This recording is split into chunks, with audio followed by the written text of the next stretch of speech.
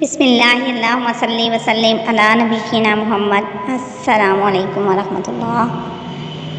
کردار جانچنے کا آلہ کہاں سے ملے گا؟ وہ میرے بے تکے سوال پہ ہنس کے بولا، یہ کیسا سوال ہے؟ سوال تو انتہائی آسان ہے۔ کردار جانچنے کا آلہ تو کسی کے پاس نہیں ہے، لیکن کچھ واضح نشانیاں ہوتی ہیں جو بتاتی ہیں کہ کون کیسا ہے۔ کیسی نشانیاں؟ میں نے ایک اور سوال داغا۔ بھائی، اٹھنا، بیٹھنا، چلنا پھرنا، بات کرنا، یہ چیزیں انسان کے کردار کے بارے میں بہت کچھ بتاتی ہیں۔ بہت اطمینان سے اس نے جواب دیا۔ چلو یہ بتاؤ، کسی بد کردار مرد کو جانتے ہو؟ میرے اس سوال پہ اس کے چہرے پر عجیب سے تاثرات امڑنے لگے۔ بتاؤ؟ اچھا مجھے سوچنے دو، وہ سر کھجاتے ہوئے بولا۔ سوچ لو۔ میں اپنا فون دیکھنے لگی۔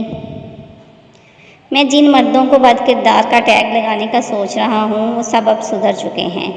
میرے دوست فہیم کی مثال لے لو، شراب چھوڑ دی، اب باقاعدگی سے نماز پڑھتا ہے۔ شادی سے پہلے ارسلان لڑکیوں کے چکر میں رہتا تھا، ہر دوسرے دن ڈیٹ پہ جاتا۔ یہ سب اس کی ڈیلی روٹین کا حصہ تھا، لیکن اب وہ پوری طرح سے بدل چکا ہے۔ نوید کا بڑا بھائی چرس کی لت میں تھا، ہر طرح کے برے کام کرتا، لیکن ایکسیڈنٹ کے بعد وہ بھی راستہ پر آ گیا۔ وہ ایک ایک کر کے اپنی جان پہچان کے سبھی لوگوں کے حالات زندگی بتانے لگا، لیکن ایک لمبی لسٹ چھاننے کے بعد ابھی تک اسے بد کردار مرد نہیں ملا تھا۔ اچھا چھوڑو، یہ بتاؤ کہ کسی بد کردار عورت کو جانتے ہو؟ میرے سوال پہ اس کا معنی ہیض کہکا میری سمجھ سے باہر تھا۔ میں حیران ہو کے اس کی طرف دیکھنے لگی۔ یار تم کس بحث میں پڑ گئی ہو؟ دفع کرو یہ سب، وہ بیزار ہو کے بولا۔ بس اس آخری سوال کا جواب دے دو، ہمارے آفس میں کسی ایسی لڑکی کا نام بتاؤ جس کا کردار تمہیں مشکوک لگتا ہے۔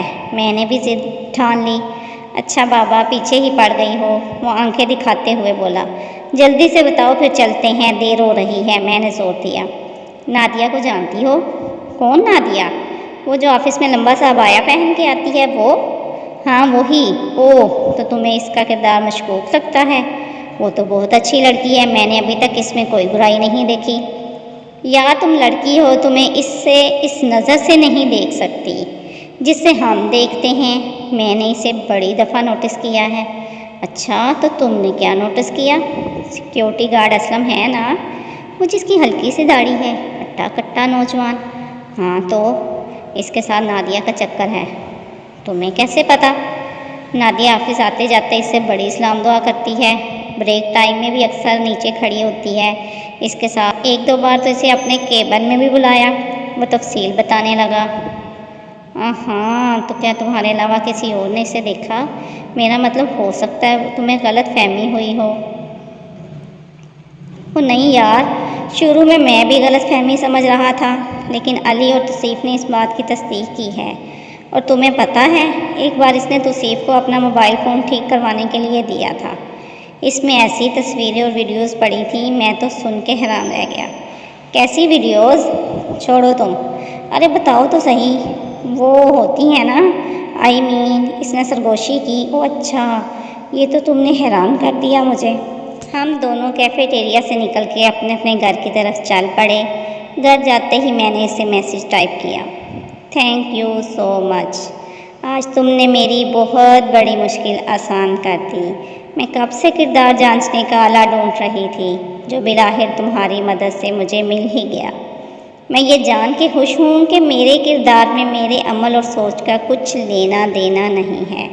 یہ پوری طرح سے اس بات پہ منحصر ہے کہ سامنے والا مجھے کس نظر سے دیکھتا ہے، کیا اندازہ لگاتا ہے۔ یہ سارا اندازے کا ہی کھیل ہے۔ سیکیورٹی گارڈ اسلم نے اپنی چھوٹی بہن کو نادیہ کے گھر کام پہ رکھوایا ہے، تو بھائی ہونے کے ناطے وہ ہر روز نادیہ سے اپنی بہن کی خیر خبر لیتا ہے۔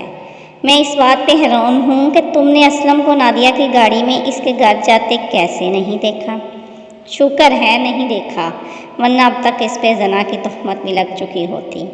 اور ہاں، جو موبائل فون توصیف نے اپنے بھائی سے ریپیئر کرا کے دیا تھا، وہ نادیہ کا نہیں تھا بلکہ میرا تھا، کیونکہ توصیف سے میری بات چیت نہیں ہے، اسی لیے میں نے نادیہ کی مدد کی۔ یقین مانو اس موبائل میں چند فیملی فوٹوز کے علاوہ کچھ نہیں تھا۔ آخر میں اس بات پہ بھی مبارکباد لے لو کہ تمہاری جان پہچان کے سارے مردوں نے تمہاری نظر میں خود کو سدھار کے باکردار ہونے کا سرٹیفکیٹ لے لیا۔ کردار جانچنے کا پیمانہ محض ایک مبہم اندازہ ہے جو کسی کو باکردار بنا دیتا ہے اور کسی کو بد کردار۔ ذرا نہیں، پورا سوچیے۔ السلام علیکم ورحمۃ اللہ۔